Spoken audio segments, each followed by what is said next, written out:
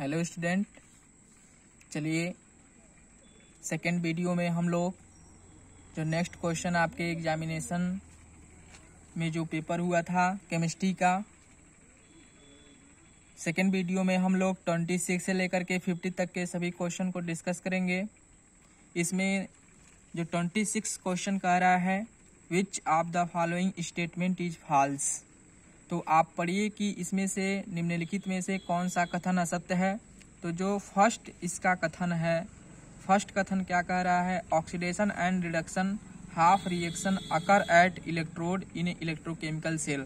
यह बात क्या है, सत्य है, करेक्ट है। तो यह ऑप्शन आपका सही नहीं होगा। All electrochemical reactors involve the transfer of electron, ये भी आपका कथन सत्य है। रिडक्शन अकर एट कैथोड, आपको पता है कि इलेक्ट्रोकेमिकल सेल में जो रिडक्शन होता है वह कैथोड पे होता है, ऑक्सीडेशन आपका एनोड पे होता है। तो इसमें 26 वाले क्वेश्चन में सभी ऑप्शन आपके करेक्ट नजर आ रहे हैं। तो इस हिसाब से यह देखा जाए तो इसमें से कोई भी ऑप्शन सही नहीं होगा। तो यह क्वेश्चन बोनस के फॉर्म में आपको मिल सकता है। यदि आप इसमें कोई भी ऑप्शन टिक कर देंगे तो ये आपका आंसर करेक्ट माना जाएगा। नेक्स्ट देखते हैं 27 जो क्वेश्चन कह रहा है, आप ध्यान से पढ़ें। तो 27 क्वेश्चन में पूछा गया है कि in presence of strong oxidising agent, strong oxidising agent, oxidising agent का मतलब क्या होता है आपको पता होना चाहिए कि ऑक्सीडाइजिंग एजेंट का काम क्या है। जो ऑक्सीडाइजिंग एजेंट होते हैं उनका काम होता है रिडक्शन, यानी कि रिडक्शन करना। जितना ज़्यादा ऑक्सीडाइजिंग एजेंट होगा स्ट्रॉन्गर, उतना ही रिडक्शन ज़्यादा होगा। ठीक है, तो इसमें देखिए, अच्छा रिडक्शन इलेक्ट्रोकेमिकल सेल में जहाँ पे रिडक्शन होता है तो वहाँ पे जो पोटेंशियल होगा, जहाँ पे रिडक्शन होता है उसको हम क्या कहेंगे, रिडक्शन पोटेंशियल। तो वहाँ पे रिडक्शन पोटेंशियल आपका क्या हो जाएगा, ज़्यादा होगा। यदि स्ट्रॉन्गर आप ऑक्सीडाइजिंग एजेंट लेते हैं, स्ट्रॉन्गर ऑक्सीडाइजिंग एजेंट लेते हैं तो वहाँ पे रिडक्शन ज़्यादा होगा। जहाँ पे रिडक्शन होता है उस पोटेंशियल को हम क्या कहेंगे, रिडक्शन पोटेंशियल। तो इसलिए वहाँ पे रिडक्शन पोटेंशियल भी क्या होगा, मैक्सिमम होगा। तो क्वेश्चन कह रहा है कि in presence of stronger oxidising agent which one will have greater value of, ठीक है, ग्रेटर वैल्यू। तो इसमें जो ऑप्शन करेक्ट होगा वह क्या होगा, आपका रिडक्शन पोटेंशियल का होगा। इसलिए यहाँ पे हम कौन सा ऑप्शन मारेंगे, डी ऑप्शन। चलिए 28 क्वेश्चन में देखा जाए तो पूछा जा रहा है कि n number of electrons involve in the following reaction. तो n number of electron involve in the following reaction is, उपरोक्त में भाग लेने वाले इलेक्ट्रॉन की संख्या n का मान क्या होगा। तो यहाँ पे हमें कितने इलेक्ट्रॉन प्रेजेंट है यह कैलकुलेट करना है। इसके लिए हमको क्या करना पड़ेगा, चार्ज को बैलेंस करना पड़ेगा दोनों साइड में, रिएक्टेंट साइड में और प्रोडक्ट साइड में। तो रिएक्टेंट साइड में यदि देखा जाए तो कितने चार्ज प्रेजेंट हैं, तो यहाँ पे देखिए 2 माइनस चार्ज प्रेजेंट है, -2 प्लस यहाँ पे 14 प्लस है, 14 प्लस, ठीक है। और इधर देखा जाए चार्ज कितने प्रेजेंट है, अभी इलेक्ट्रॉन को आप छोड़ दीजिए, ठीक है। यहाँ पे 2 3 जा 6 प्लस 6 चार्ज यहाँ पे प्रेजेंट है। तो यहाँ पे आपके आ गए टोटल +12 और इधर आ गया +6। तो यहाँ पे हमको कितना इलेक्ट्रॉन रखना चाहिए कि दोनों ओर चार्ज बैलेंस हो जाए। तो इसलिए हम यदि यहाँ पे 6 इलेक्ट्रॉन रखें जिसके ऊपर निगेटिव चार्ज होता है तो यहाँ पे माइनस साइन आएगा, तो यहाँ पे +6 = +6 हो जाएगा। यानी कि हमको यहाँ पे +6 दोनों साइड में बनाने के लिए इधर 6 इलेक्ट्रॉन रखना पड़ेगा, क्योंकि इलेक्ट्रॉन के ऊपर आप जानते हैं निगेटिव का चार्ज होता है। तो यहाँ पे जो n का मान आ गया वह कितना आ गया, 6 के बराबर आ गया। तो इसमें जो ऑप्शन करेक्ट है वह आपका 28 का कौन सा है, डी ऑप्शन करेक्ट है। चलिए तो नेक्स्ट क्वेश्चन देखते हैं। नेक्स्ट क्वेश्चन है 29 number, which one in the first transition element. आपको पता है कि जो ट्रांजिशन एलिमेंट होते हैं उसका ट्रिक मैंने आपको बताया था। 3D सीरीज के एलिमेंट को हम लोग ट्रांजिशन एलिमेंट कहते हैं। उसमें आपका फर्स्ट एलिमेंट स्कैंडियम आता है, साइंस, टीचर, बेरी, क्रूअल, इस तरह से मांगे फीस कोई नहीं क्यों जाने, 30 तक जाते हैं। तो फर्स्ट एलिमेंट जो है वो आपका क्या है, स्कैंडियम है। तो इस हिसाब से देखा जाए तो इसमें कौन सा ऑप्शन आपका करेक्ट होगा, ऑप्शन ए सही हो जाएगा। आगे बढ़िए 30 नंबर देखिए, क्वेश्चन 30 नंबर क्या कह रहा है, in one of the following highest oxidation state of manganese is found. निम्नलिखित में से किस यौगिक में मैग्नीज की अधिकतम ऑक्सीकरण अवस्था होती है? तो आपको यहाँ पे यदि निकालना हो मैग्नीज का तो देखिए 4 दूना 8, 8 में से 2 चला जाएगा तो यहाँ पे आएगा +6। ठीक है, उस हिसाब से यदि देखें हम मैग्नीज का जो हाईएस्ट ऑक्सीडेशन स्टेट होता है, मैंने आपको बताया है मैग्नीज आपका देखिए 3D सीरीज का एलिमेंट है, 27 नंबर इसका एटॉमिक नंबर होता है और हाईएस्ट ऑक्सीडेशन स्टेट इसका कितना होता है +7। वह किस कंपाउंड में मिल रहा है? तो हमको डी वाले कंपाउंड में यानी कि KMnO4 में मिलेगा। 4 दूना 8, इसका एक ऑक्सीडेशन स्टेट घटा देंगे तो कितना बचेगा यहाँ पे +7। तो यहाँ पे कौन सा ऑप्शन आपका करेक्ट हो जाएगा? डी ऑप्शन करेक्ट हो जाएगा। नेक्स्ट बढ़ते हैं 31 क्या कह रहा है कि विच one of the following complex is paramagnetic. कौन सा कॉम्प्लेक्स इसमें आपका पैरामैग्नेटिक है? इसको चेक करने के लिए आपको मैंने कोऑर्डिनेशन कंपाउंड में बताया था कि हम क्या करते हैं, जो सेंट्रल मेटल एटम है इसका कॉन्फ़िगरेशन निकालेंगे। कॉन्फ़िगरेशन कैसे निकालते हैं? सबसे पहले तो आप ऑक्सीडेशन स्टेट निकाल लीजिए। तो इसका ऑक्सीडेशन स्टेट देखिए सेकंड आएगा, +2 आएगा क्योंकि यहाँ पे इसका 0 होगा चार्ज और इसका कितना होगा -2। तो जब आप इसको x मान के और सबको जोड़ के 0 के बराबर करेंगे तो x की वैल्यू 2 आएगी +2। और जिंक का पता है आपको, जिंक जो होता है वो उसका एटॉमिक नंबर कितना होता है 30। तो कॉन्फ़िगरेशन आप जब लिखेंगे तो उसका आएगा 3d10 4s2। 2 प्लस चार्ज है तो 2 इलेक्ट्रॉन आपको निकालने हैं, 2 आप निकाल लीजिए। इलेक्ट्रॉन को फिल कैसे करना है? तो 3D में आप भरेंगे। उसके बाद आपको क्या भरना है? 3D के बाद आता है आपका 4s और उसके बाद क्या आएगा आपका 4p।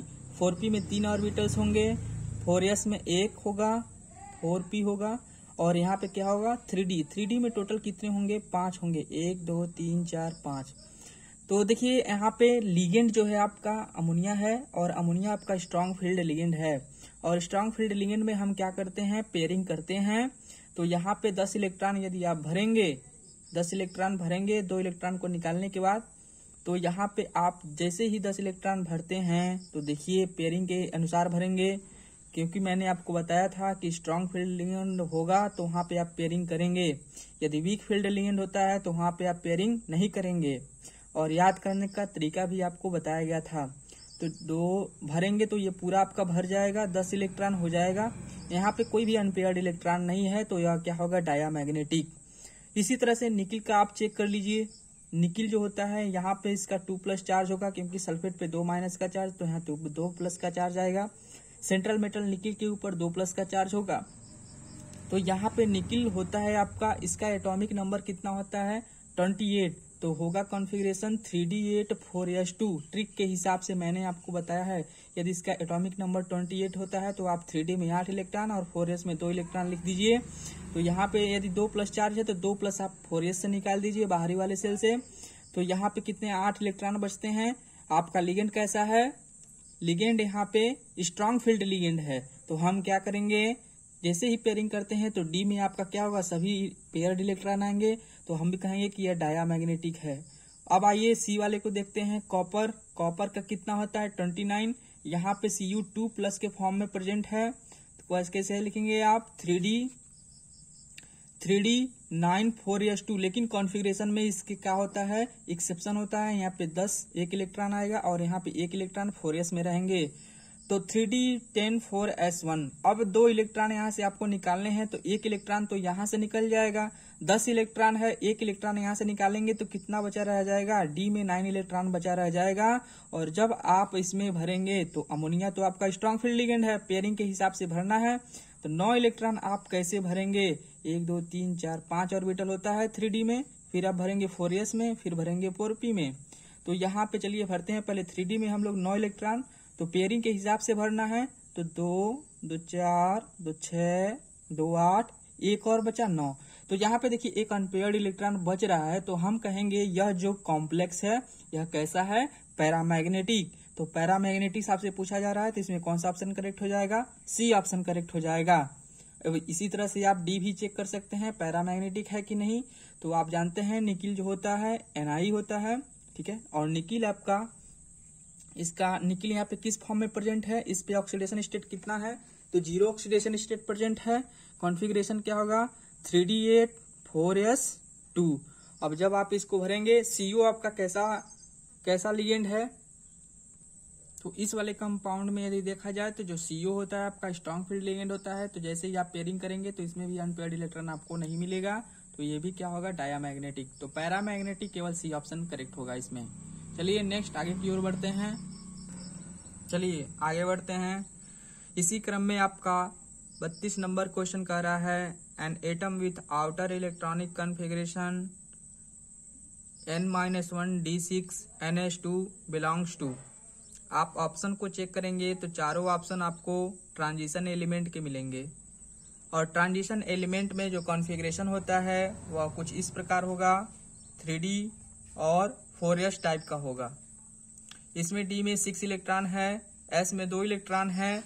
तो आपको पता होना चाहिए कि जब हम शॉर्ट तरीके से कॉन्फ़िगरेशन लिखना आपको बताते हैं, जैसे मान लीजिए आपको निकिल का लिखना है 28 है, आप कैसे लिखते हैं, 3d8 4s2 8 क्या करते हैं, या डी में आप फिल कर देते हैं, 2 को एस में कर देते हैं। उसी प्रकार यहाँ पे देखा जाए तो यह क्या लिखा हुआ है 26, और 26 किसका एटॉमिक नंबर होता है आपको पता होना चाहिए, किसका होता है, आयरन का। तो आयरन यहाँ पे कौन है, आयरन फैमिली। बी ऑप्शन इसमें क्या हो जाएगा, 32 में बी ऑप्शन क्या होगा, करेक्ट हो जाएगा। नेक्स्ट क्वेश्चन कर रहा है 33 hardness of transition metals is due to. Hardness of transition metals, जो ट्रांजिशन के मेटल्स होते हैं उनमें मेटेलिक बॉन्ड होता है, और मेटेलिक बॉन्ड डायरेक्टली प्रोपोर्शनल होता है कोवेलेंट बॉन्ड के। तो यहाँ पे जो हार्डनेस होता है ड्यू टू कोवेलेंट बॉन्ड, ये आपको थ्योरी में मिलेगा, ठीक है, जब आप थ्योरी पढ़ेंगे तो उसमें आपको मिलेगा। Next question number 34 the number of unpaired electron present in platinum 4+। Platinum 4+ का कॉन्फ़िगरेशन मैंने लिखना आपको बताया है कि कितना हो भी बड़ा एटॉमिक नंबर हो, आप कॉन्फ़िगरेशन कैसे लिखेंगे। तो कॉन्फ़िगरेशन लिखने का तरीका मैं बता देता हूँ। SPDF होता है, आप SS को 2 बार लिखेंगे, P को आप 2 बार लिखेंगे, PS फिर आप लिखेंगे DPS एंड देन लिखेंगे FDPS। इस तरह से आप 78 इलेक्ट्रॉन, यानी कि इसका एटॉमिक नंबर 78 है तो 78 भरेंगे। तो जब आप लिखेंगे फाइनली, मैं डायरेक्ट यहाँ पे बता देता हूँ, जैसे ही आप लिखते हैं तो यहाँ पे आपको मिलता है प्लेटिनम का जो इलेक्ट्रॉनिक कॉन्फ़िगरेशन है वह मिलेगा आपको जेनॉन, ठीक है, जिसका 54 होता है, और आगे मिलेगा 6s2 4f14 5d8। लेकिन इसमें प्लेटिनम के कॉन्फ़िगरेशन में एक्सेप्शन होता है। तो इसका जो कॉन्फ़िगरेशन बनता है, जैसे आपका देखिए क्रोमियम, कॉपर का ले लिया जाए तो कॉपर जैसे एक्सेप्शन होता है उसका 3d9 4s2 आता है, लेकिन कॉन्फ़िगरेशन हम लोग क्या लिखते हैं 3d10 4s1। उसी तरह से इसमें हम लिखेंगे 6s1 4f14 5d9, राइट। इस तरह से इसका हम क्या लिखते हैं, कॉन्फ़िगरेशन लिखते हैं, ठीक है। अब इसमें देखिए पूछ रहा है कि इसमें अनपेयर्ड इलेक्ट्रॉन कितना होगा। तो यदि अनपेयर्ड इलेक्ट्रॉन इसमें पता करना है तो आप पहले तो इसको सीरियल से लिख दीजिए। सबसे पहले हम 4f14 लिखेंगे, 5d9 लिखेंगे, 6s1 लिखेंगे। अब प्लेटिनम 4+ कह रहा है तो 4+ के लिए 4 इलेक्ट्रॉन आपको निकालना होगा। तो 1 इलेक्ट्रॉन तो आप यहाँ से निकालेंगे, बाकी 3 इलेक्ट्रॉन यहाँ से निकालेंगे। तो डी में कितने इलेक्ट्रॉन बचे रह जाएंगे, 6 इलेक्ट्रॉन। और जैसे ही आप इलेक्ट्रॉन भरेंगे तो डी में 5 ऑर्बिटल्स होते हैं, तो 5 इलेक्ट्रॉन तो पहले आप एक एक करके भर दीजिए, ठीक है। उसके बाद ये 6 भर दीजिए। तो टोटल कितने अनपेयर्ड इलेक्ट्रॉन बचे, 4। तो यहाँ पे 34 नंबर में कौन सा ऑप्शन आपका करेक्ट होगा, तो 34 नंबर में आपका ऑप्शन करेक्ट होता है डी, आप देख लीजिए। चलिए नेक्स्ट आगे की ओर बढ़ते हैं। Magnetic movement value for 3D transition element can be calculated by. तो ये फॉर्मूला सीधे सीधे है, इसके लिए ऑप्शन कौन सा करेक्ट है, 35 का डी ऑप्शन करेक्ट है। Next option, hybridisation of Cu2+ ion in complex ion. या कॉम्प्लेक्स गिवन है, Cu पे यहाँ पे सेकेंड चार्ज है, +2 का चार्ज है। अमोनिया आपका स्ट्रॉन्ग फील्ड एलिमेंट है, पेयरिंग होगा, और इसका कॉन्फ़िगरेशन आप लिखेंगे तो होगा 3d10 4s1, क्योंकि एक्सेप्शनल है इसका कॉन्फ़िगरेशन, आपको पता होना चाहिए। 2 इलेक्ट्रॉन आप निकाल दीजिए, तो 1 इलेक्ट्रॉन आपका यहाँ से निकलेगा, 1 इलेक्ट्रॉन यहाँ से निकलेगा, बचेगा d9। तो D9 को आप कैसे भरेंगे, आपको पता है कि सबसे पहले हम 3D में भरते हैं, फिर 4S में भरते हैं, उसके बाद फिर हम किस में भरते हैं, 4P में। तो यहाँ पे हो गया 3D, 4S और ये आपका 4P। इसमें कितने ऑर्बिटल्स होते हैं, टोटल 5 होते हैं। तो D में आपको 9 इलेक्ट्रॉन भरने हैं, वो भी पेयरिंग करके, क्योंकि यहाँ पे यह जो लिगेंड है स्ट्रॉन्ग फील्ड लिगेंड है। तो पेयरिंग करके आप भर दीजिए, पेयरिंग करके 2, 4, 6, 8, 1, 9। अब देखिए 4 आपके पास यहाँ पे क्या है, 4 आपके पास लिगेंड जुड़े हुए हैं। तो 4 लिगेंड को भरने के लिए 4 ऑर्बिटल चाहिए। तो 4S का 1 मिलेगा, P के आपके 3 मिलेंगे। तो इस हिसाब से यदि हम कॉन्फ़िगरेशन देखें तो क्या आ रहा है, sp3 कॉन्फ़िगरेशन आ रहा है। तो 36 का कौन सा ऑप्शन करेक्ट हो जाएगा, 36 का A ऑप्शन करेक्ट होगा। नेक्स्ट क्वेश्चन देखिए 37, विच character is must in ligand in complex. आपको पता है कि जो कॉम्प्लेक्स होता है, एक मेटल होगा सेंट्रल मेटल और एक लिगेंड होता। तो लिगेंड क्या करता है, लोन पेयर को डोनेट करता है, कोऑर्डिनेट कोवैलेंट बॉन्ड आप जिसे कहते हैं, लोन पेयर को डोनेट करेगा। तो जो लोन पेयर को देता है वह लीविस का बेस कहलाता है, जो लोन पेयर को एक्सेप्ट करता है वह लीविस का एसिड कहलाता है। तो इस हिसाब से देखें तो 37 में कौन सा ऑप्शन करेक्ट हो जाएगा, 37 का B ऑप्शन करेक्ट होगा। नेक्स्ट क्वेश्चन इसमें देखिए 38 में, on the basis of PBT which statement is true for K3FeCN6। इस कॉम्प्लेक्स के लिए कौन सा ऑप्शन करेक्ट होगा। तो देखिए एक डायमैग्नेटिक दिया हुआ है, पैरामैग्नेटिक दिया हुआ है। तो सबसे पहले तो आप यही चेक कर लीजिए, C ऑप्शन तो बिल्कुल गलत है, कह रहा है कि ये नॉट ए कॉम्प्लेक्स कंपाउंड। तो आप सीधे सीधे देख रहे हैं कि ये कॉम्प्लेक्स कंपाउंड है, तो C ऑप्शन तो होगा नहीं। तो सबसे पहले हम डायमैग्नेटिक पैरामैग्नेटिक चेक कर लेते हैं। तो यहाँ पे देखिए CN होता है, इसके ऊपर -1 का चार्ज होता है। यहाँ पे जैसे ही आपको आयनाइज कर देंगे तो इसके ऊपर +1 और इसके ऊपर 3- का चार्ज आएगा। 6- यहाँ से यदि आप यक्स मान करके इसको करेंगे तो यहाँ पे Fe के ऊपर कितना चार्ज आएगा, 3+ का। इसका ऑक्सीडेशन स्टेट यदि आप लिखें तो 3d6 4s2। 3 इलेक्ट्रॉन आपको निकालने हैं, तो निकाल लीजिए। 2 इलेक्ट्रॉन यहाँ से निकालिए, 1 इलेक्ट्रॉन यहाँ से निकालिए। तो D के ऊपर कितना हुआ, 5। तो D5 में आप जैसे ही इलेक्ट्रॉन को भरते हैं। अच्छा CN आपका कौन सा लिगेंड है, तो यहाँ पे देखिए यह जो CN लिगेंड है साइनाइड लिगेंड है, स्ट्रॉन्ग फील्ड लिगेंड है। पेयरिंग करेंगे D5। जब आप इलेक्ट्रॉन को भरेंगे तो इलेक्ट्रॉन को कैसे भरते हैं, सबसे पहले 3D में भरेंगे। 5 इलेक्ट्रॉन भरने हैं, 5 इलेक्ट्रॉन भरने हैं। तो आप जैसे ही भरेंगे 4, 1, 5, देखिए एक अनपेयर्ड इलेक्ट्रॉन बच रहा है, तो इसलिए कहेंगे कंपाउंड कैसा है, पैरामैग्नेटिक। 38 का ऑप्शन कौन सा करेक्ट हो जाएगा, D ऑप्शन करेक्ट होगा। आगे बढ़ते हैं, कह रहा है कि oxide ion donor are basic and acceptor are acidic, this concept of Lewis bases are given by. तो यह किस थ्योरी के अनुसार किया गया है, लक्स और फ्लूड मॉडल। तो इसमें ऑप्शन करेक्ट कौन सा है, 39 में D ऑप्शन करेक्ट है। ठीक है, चलिए आगे बढ़ते हैं। चलिए 40 क्वेश्चन देखिए। 40 नंबर क्वेश्चन में कहा जा रहा है कि विच one of the following is Brønsted acid. आपको मैंने थ्योरी पढ़ाया था ब्रॉन्स्टेड एसिड और ब्रॉन्स्टेड बेस। ब्रॉन्स्टेड एसिड आप उस सब्सटेंस को कहेंगे जो प्रोटॉन देता है, और जो प्रोटॉन एक्सेप्ट करता है उसको आप ब्रॉन्स्टेड बेस कहेंगे। तो यहाँ पे ऑप्शन आपका देखा जाए तो B करेक्ट हो जाएगा, D भी आपका हो सकता है। ठीक है, तो 40 नंबर में कौन सा ऑप्शन करेक्ट है, B ऑप्शन करेक्ट है। 41 देखिए, which one of the following solvent undergo self ionisation. तो मैंने आपको बताया था जो लिक्विड SO2 होता है, लिक्विड SO2 यह ऐसा लिक्विड ऐसा सॉल्वेंट है जो ऑटो आयनाइजेशन करता है। इसमें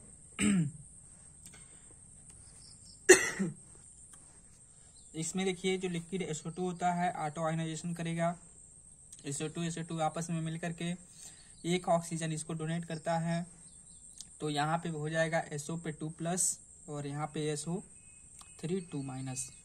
तो एक SO2 लिक्विड SO2 ऐसा है इसमें सॉल्वेंट में जो ऑटो आयनाइजेशन करता है, जिसको आप सेल्फ आयनाइजेशन भी कहते हैं। तो इसमें 41 में B ऑप्शन करेक्ट है। The stable oxidation state of gold, AU का स्टेबल ऑक्सीडेशन स्टेट कौन सा होगा, फर्स्ट होता है। एक आप निकाल देंगे तो सभी के कॉन्फ़िगरेशन फुलफिल होते हैं। आप इसका कॉन्फ़िगरेशन लिख के चेक कर सकते हैं। 43 में आइए, कह रहा है COF6 3- complex ion hybridisation found is, क्या हाइब्रिडेशन होगा। तो यहाँ पे देखिए सबसे पहले तो हम बात करेंगे यह क्या है, आपका वीक फील्ड लिगेंड है। और जब कॉन्फ़िगरेशन लिखने के बाद इलेक्ट्रॉन की फीलिंग्स करेंगे तो वहाँ पे हम पेयरिंग क्या नहीं करेंगे, ठीक है, पेयरिंग नहीं करना है।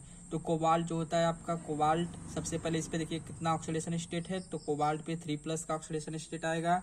इसका कॉन्फिगरेशन 27 होता है, और 27 जैसे ही आप इसको लिखेंगे तो क्या लिखेंगे 3d7 4s2, और यहाँ पे देखिए 3+ का चार्ज है, 2 इलेक्ट्रॉन यहाँ से निकालिए, 1 इलेक्ट्रॉन यहाँ पे निकालेंगे तो d6 बचेगा। और जब आप d6 यानी कि 3d4s में कितने बचे 0, तो सबसे पहले तो आप 3d में भरेंगे, फिर 4s में भरेंगे, फिर 4p में भरेंगे, ठीक है। तो यहाँ पे हम इलेक्ट्रॉन को भरते हैं d6। पेयरिंग करना है कि नहीं करना है, तो वीक फील्ड लिगेंड है, पेयरिंग आपको नहीं करना है। एक एक इलेक्ट्रॉन, सबसे पहले आप एक इलेक्ट्रॉन भर दीजिए, फिर आप रिपीट करिए। तो यहाँ पे देखिए कितने हैं अनपेयर्ड इलेक्ट्रॉन बच रहे हैं। अच्छा, आपके पास लिगेंड कितने हैं 6, तो 6 ऑर्बिटल्स आपको चाहिए। तो आप 6 ऑर्बिटल्स के लिए क्या करेंगे, 3d है, 4s है, 4p है, और इसके बाद क्या आएगा 4d आएगा। इसमें भी कितने ऑर्बिटल्स होंगे, 5 ऑर्बिटल्स, 1 2 3 4 5 होंगे। तो 6 आपको ऑर्बिटल्स, 6 लिगेंड है तो 6 ऑर्बिटल चाहिए। तो यहाँ पे 1 हो गया, 2 3 4 5 6। तो यहाँ हाइब्रिडाइजेशन क्या बना, sp में 3 ऑर्बिटल, d के 2 ऑर्बिटल, तो हाइब्रिडाइजेशन क्या हो गया sp3d2। तो कौन सा ऑप्शन करेक्ट होगा, 43 का ये ऑप्शन करेक्ट हो जाएगा। चलिए 44 क्वेश्चन देखते हैं। 44 क्वेश्चन में कह रहा है main product of the following reaction. तो यहाँ पे पता है आपको K+- यहाँ पे NH2- है, और लिक्विड अमोनिया में मैंने आपको बताया था कि जहाँ जो सब्सटेंस NH2- आयन देता है उसको हम लोग क्या कहते हैं, अमोनो बेस कहते हैं। तो जब अमोनो बेस का रिएक्शन आप जिंक नाइट्रेट के साथ कराएंगे तो यहाँ पे जिंक पे 2+ का चार्ज है, तो यह क्या करेगा, तुरंत ZnNH2 का होल ट्वाइस बना लेगा। प्रोडक्ट कौन सा ऑप्शन करेक्ट है, 44 का बी ऑप्शन। 45 में कह रहा है which of the following does not obey EN rule. EN rule कौन फॉलो नहीं करता है, तो जिसका एटॉमिक EAN नंबर का फार्मूला आप यूज करेंगे क्या होता है, एटॉमिक नंबर लिखेंगे माइनस ऑक्सीडेशन स्टेट कितना है, उसके बाद आप प्लस कर देंगे total number of electron donated by the ligand. Total number of electron donated by ligand, कितना लिगेंड द्वारा इलेक्ट्रॉन डोनेट कर रहा है उसको आप लिखेंगे, तो आप EN कैलकुलेट करेंगे। यदि EAN आपका नोबेल इनर्ट गैस कॉन्फ़िगरेशन का जो एटॉमिक नंबर है उसके बराबर आता है, तब वह EAN रूल ओबे, यानी कि हम क्या करेंगे, ओबे होगा, फॉलो करेगा, पालन करता है। यदि EAN आपका उसके एटॉमिक नंबर यानी कि नोबेल गैस जैसे हीलियम, नियॉन, आर्गन, क्रिप्टॉन का कितना होता है 2 10 18, ठीक है, 36 54, यदि ये आता है तो EAN रूल ओबे होता है। और यदि यह इससे ऊपर यानी कि जैसे मान लीजिए 36 है, 36 से ऊपर आता है या 36 से नीचे आता है, तो हम कहेंगे कि यह EAN रूल ओबे नहीं करता है। तो आप एक एक का EAN रूल चेक कर लीजिए। यहाँ पे देखिए जो Cu है 3+ में प्रेजेंट है, तो Cu 3+ में यदि हम EAN रूल निकालें, EAN की वैल्यू निकालें, इफेक्टिव एटॉमिक नंबर की वैल्यू निकालें, तो कितना आएगा 29 होता है इसका atomic number, minus oxidation state कितना है 3+, कितने इलेक्ट्रॉन डोनेट कर रहा है, तो 4 दूना 8, लिगेंड के दूना कर देंगे तो 8 होगा। तो यहाँ पे यदि आप कैलकुलेट करेंगे तो कितना आपको मिलेगा 29। जैसे ही आप ऐड करते हैं तो कितना होता है पहले तो सब्ट्रैक्ट कर लेते हैं, कितना होगा यहाँ पे 26 + 8 ऐड कर दिए तो यहाँ पे 4 हो जाएगा, ये आपका 3 हो जाएगा। तो इस हिसाब से देखा जाए तो 45 में कौन सा ऑप्शन आपका करेक्ट होने वाला है। यहाँ पे एक चीज मिस्टेक हो रहा है स्टूडेंट, देखिए यहाँ पे मैंने ऑक्सीडेशन स्टेट 3+ लिखा है, यहाँ पे 1+ ऑक्सीडेशन स्टेट आएगा, तो ये गलतियां आप मत करिएगा। यहाँ पे देखिए 4 है तो 3 आप घटा देंगे तो +1 ही बचेगा, तो यहाँ पे आप 1 लिखिए। तो कितना हुआ यहाँ पे 28 और 8 ऐड कर देंगे तो कितना हो जाएगा 36।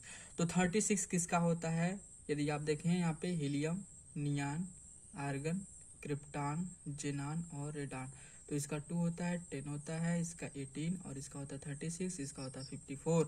तो इस हिसाब से देखें तो 36 क्रिप्टॉन का आ रहा है। तो EAN रूल यह एग्जैक्ट वैल्यू दे रहा है जो भी इनर्ट गैस है उनके, तो यह EAN रूल को फॉलो करेगा। कौन फॉलो नहीं करेगा, जो 36 से कम आए यानी कि 35 आ जाए, या 36 से ज्यादा आ जाए 37 38 आए तो वह फॉलो नहीं करेगा।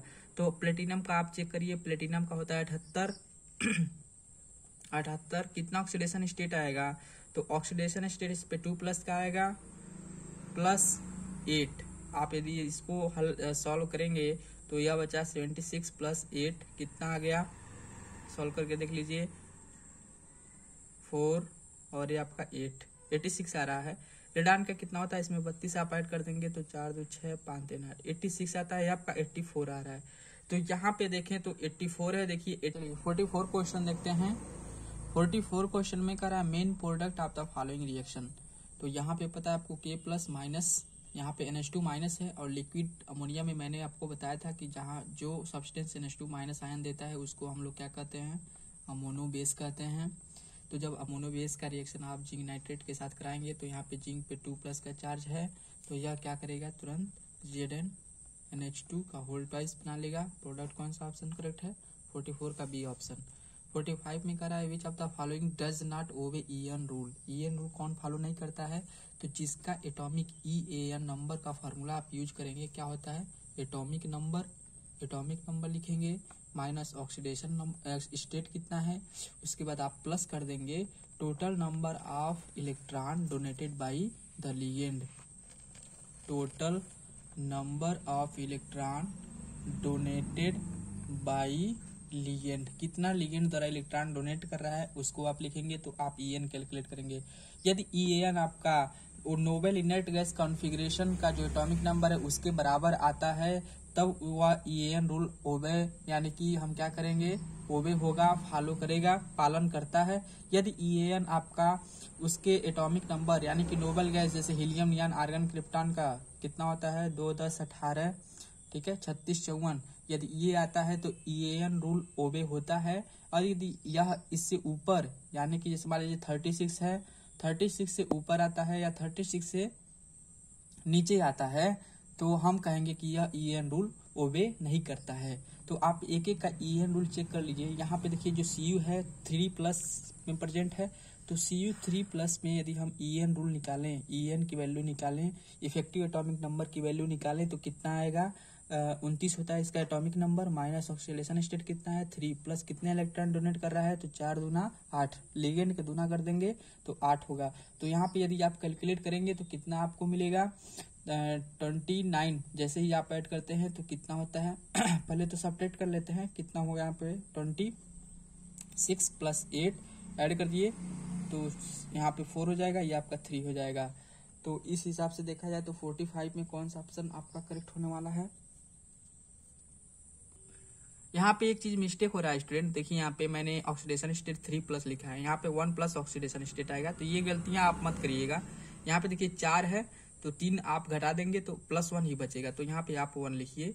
तो कितना हुआ यहाँ पे 28 और 8 ऐड कर देंगे तो कितना हो जाएगा 36। तो 36 किसका होता है, यदि आप देखें यहाँ पे helium, neon, argon, krypton, xenon और रेडान, तो इसका 2 होता है, 10 होता है, इसका 18 और इसका होता है 36, इसका होता है 54।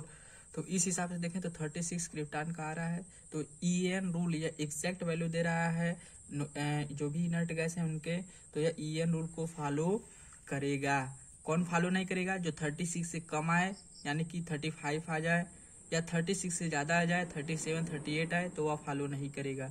तो प्लेटिनम का आप चेक करिए, प्लेटिनम का होता है 78 कितना ऑक्सीडेशन स्टेट आएगा, तो ऑक्सीडेशन स्टेट इस पे 2+ का आएगा +8।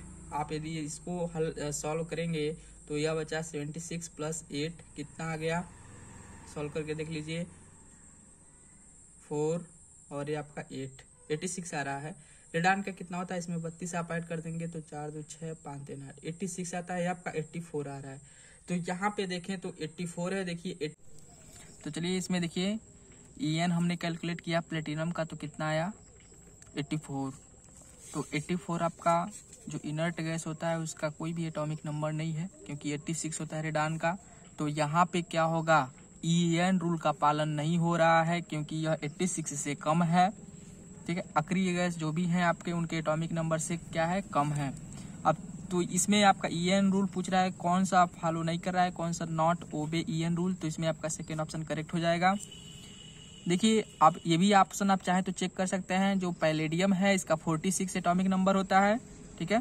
तो 46 जो है, यदि आप यहाँ पे 46 माइनस ऑक्सीडेशन स्टेट कितना है देख सकते हैं 4 है, 4, ठीक है, ऑक्सीडेशन स्टेट 4 है।